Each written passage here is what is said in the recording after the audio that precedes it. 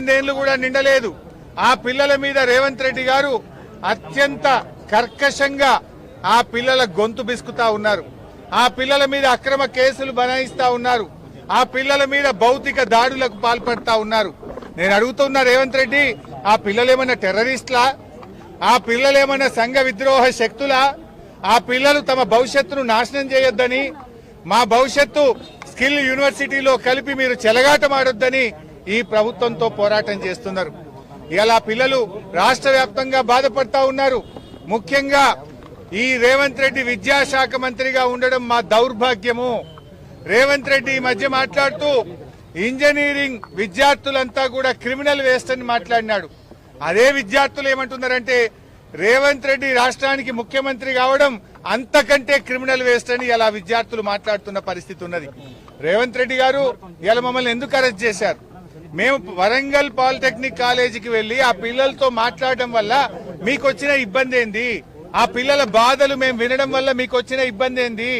మీకు ఎవరు చెప్పినారు స్కిల్ యూనివర్సిటీలో కలపని? ఎవరైనా దరఖాస్తు ఇచ్చిండ్రా? అసలు what is skill university? Skill university PPP model, public private participation తో స్కిల్ యూనివర్సిటీ ఏర్పాటు చేస్తున్నారు. స్కిల్ యూనివర్సిటీకి గవర్నమెంట్ తో సంబంధం లేదు. ఇలా రాష్ట్రంలో ఉండే ప్రభుత్వ పాలిటెక్నిక్లను తీసుకుపోయి స్కిల్ యూనివర్సిటీలో కలపడం అంటే ప్రైవేట్ పరం చేయడం. ఆ పిల్లల్ని ఆగం చేస్తున్నావు. ఇలా పాలిటెక్నిక్ పిల్లలు 15,000 ఫీజు కడితే చదువు అయిపోతుంది. రేపు ప్రైవేట్ లో కలిపితే 5,000 సంవత్సరానికి, 3 ఏళ్లకు 15,000. రేపు మీరు స్కిల్ యూనివర్సిటీలో కలిపితే అడ్డగోలుగా ఫీజులు పెంచితే ఆ పిల్లల భవిష్యత్ ఆగం కాదా? ఏఐసిటి అనుమతితో వాళ్ళు పిల్లలు చదువుతున్నారు కనుక ఇంజనీరింగ్ లో సెకండ్ ఇయర్ డైరెక్ట్ గా పోయే అవకాశం ఉంది. రేపు నువ్వు స్కిల్ యూనివర్సిటీలో కలిపితే వాళ్ళ జీవితాలు ఆగమవుతాయి. ఇవాళ polytechnic is different, ITI is different. నీకు అవగాహన లేక ఐటీఐతో పాలిటెక్నిక్ లను కలపడం వల్ల పిల్లల జీవితాలు ఆగమవుతాయి. ఇవాళ ఒక వరంగల్ పాలిటెక్నిక్ లోనే 10 మంది విద్యార్థులు టీసీ తీసుకున్నారు. ఇవాళ వాళ్ళ తల్లిదండ్రులు పాలిటెక్నిక్ కాలేజీకి వచ్చి వరంగల్లో ఈ రేవంత్ రెడ్డి పుణ్యమాని మా పిల్లల జీవితాలు ఆగమవుతున్నాయి, మా పిల్లలు పాలిటెక్నిక్ చదివితే ఎదగాకుండా అయిపోతారని ఒక్క వరంగల్ పాలిటెక్నిక్ లో 10 మంది తల్లిదండ్రులు టీసీ తీసుకొని పిల్లల్ని తీసుకొని ఇంటికి పోయిన పరిస్థితి ఏర్పడ్డది. రేవంత్ రెడ్డి ఇప్పటికైనా కళ్లు తెరువు, చిల్లర బేసిజాలకు పోకు. నువ్వు కళ్లు తెరిచి వెంటనే జీవో 97 రద్దు చేయాలని, పాలిటెక్నిక్ లను యథావిధిగా ప్రభుత్వంలోనే నడపాలని చెప్పి మేము డిమాండ్ చేస్తా ఉన్నాం. నువ్వేదో కమిటీ చేసినావు, ఈ కమిటీలు జాంతానై. పిల్లలు ఒకటే చెప్తుండ్రు, కమిటీలు వద్దు. కమిటీ దేనికోసం? స్కిల్ యూనివర్సిటీలో కలపడం కోసం కమిటీ. కలపడానికే మేము సిద్ధంగా లేము. మేము ఈ పాలిటెక్నిక్లను ప్రభుత్వంలోనే కొనసాగాలని కోరుతున్నారు. ఇప్పుడు రేవంత్ రెడ్డి ఇంకో విషయం కూడా అడగదలుచుకున్నా. ప్రతిదానికి ఆంధ్రప్రదేశ్ ఆదర్శం, మీ గురువు గారే ఆదర్శం అంటావు కదా. ఆ ఆంధ్రప్రదేశ్ లోనే పాలిటెక్నిక్లను స్కిల్ యూనివర్సిటీలో కలిపి పొరపాటైందని, పిల్లల భవిష్యత్తు దెబ్బతింటదని నాలుక గర్చుకొని ఇప్పుడు ఆ పాలిటెక్నిక్లను తిరిగి స్కిల్ యూనివర్సిటీ నుంచి హైయర్ ఎడ్యుకేషన్ లో కలపడం జరిగింది. వాపస్ తెచ్చుకున్నారు. మరి మీ గురువు గారు నీ ఆదర్శంగా ఉండే ఆంధ్రప్రదేశ్ వెనక్కు తీసుకుంది కదా, నువ్వు కూడా వెంటనే వెనక్కు తీసుకోవాలని చెప్పి మేము డిమాండ్ చేస్తా ఉన్నాం. ఢిల్లీలో కూడా ఇది ఫెయిల్ అయింది. ఢిల్లీలో కూడా పాలిటెక్నిక్ లను స్కిల్ యూనివర్సిటీలో కలిపితే అక్కడ కూడా ఫెయిల్ అయి ఢిల్లీ ప్రభుత్వం కూడా వెనక్కు తీసుకున్నది. మరి ఢిల్లీలో ఫెయిల్ అయింది, ఆంధ్రప్రదేశ్ లో ఫెయిల్ అయినాక ఇక్కడ ఎందుకు చేస్తున్నావు? అంటే ఇప్పుడు ఇవాళ స్కిల్ యూనివర్సిటీలో కలపడం అంటేనే ప్రైవేట్ లో కలపడం. ఇవాళ రేవంత్ రెడ్డి నేను కోరేది ఒక్కటే, అనవసరంగా ఈ పాలిటెక్నిక్ విద్యను ప్రైవేట్ పరం చేయొద్దు. నేను రాహుల్ గాంధీని కూడా అడుగుతున్నా, రాహుల్ గాంధీ అంతటా పోయి ఉద్యమాలు చేస్తున్నావు, ఢిల్లీలో చేస్తున్నావు, బీహార్ లో చేస్తున్నావు, మరి తెలంగాణకి ఎందుకు వస్తలేవు? ఇక్కడ కూడా జెన్జీ రోడ్ల మీద ఎక్కి పోరాడుతుంది కదా, 1,00,000 మంది పాలిటెక్నిక్ విద్యార్థులు పోరాడుతున్నారు కదా, ఫీజు రియంబర్స్మెంట్ కోసం విద్యార్థులు పోరాడుతున్నారు కదా, నిరుద్యోగులు జాబ్ నోటిఫికేషన్ కోసం పోరాడుతున్నారు కదా. ఆనాడు రాహుల్ గాంధీ, ప్రియాంక గాంధీలు యూనివర్సిటీ మెట్లెక్కినారు, లైబ్రరీల చుట్టూ తిరిగినారు, నిరుద్యోగుల చుట్టూ తిరిగారు, హామీలు గుప్పించారు. ఎందుకు ఇప్పుడు రావట్లేదు?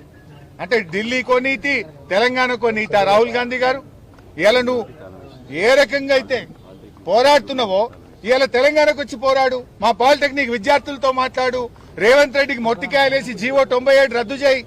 ఇలా ఏందండి వరంగల్లా మేము వస్తున్నామని చెప్పి పాలిటెక్నిక్ కాలేజీకి తాళం వేస్తారా పోలీసు వాళ్ళు? పోయి అన్నం కూడా పెట్టారు. ఆ పిల్లలకు 1 గంటకు అన్నం పెట్టాలంటే హాస్టల్ బంద్ చేస్తారు, మెస్ బంద్ చేస్తారు, కాలేజీకి తాళం వేస్తారు, పిల్లలకు అన్నం పెట్టరు, పిల్లల్ని బయటకు రానియరు.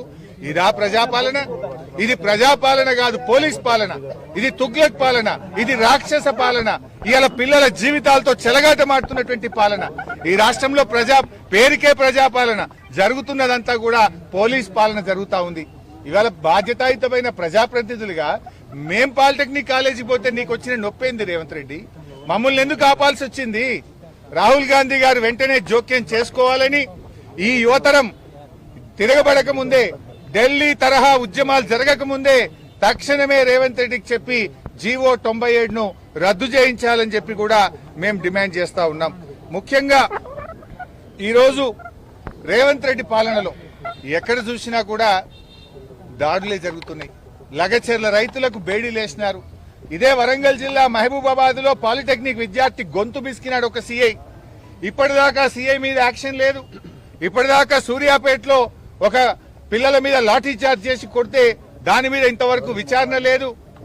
డీజీపీ గారు ఏం చేస్తున్నారు మీరు అని మేము అడుగుతా ఉన్నాం.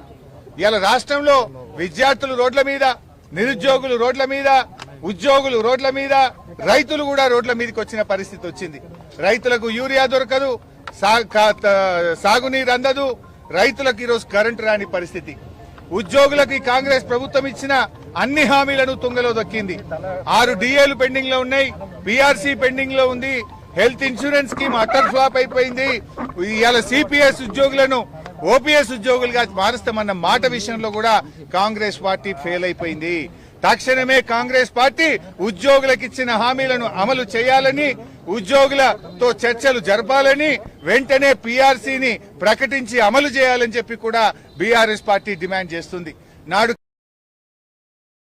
73% ఫిట్మెంట్ ఇచ్చారు.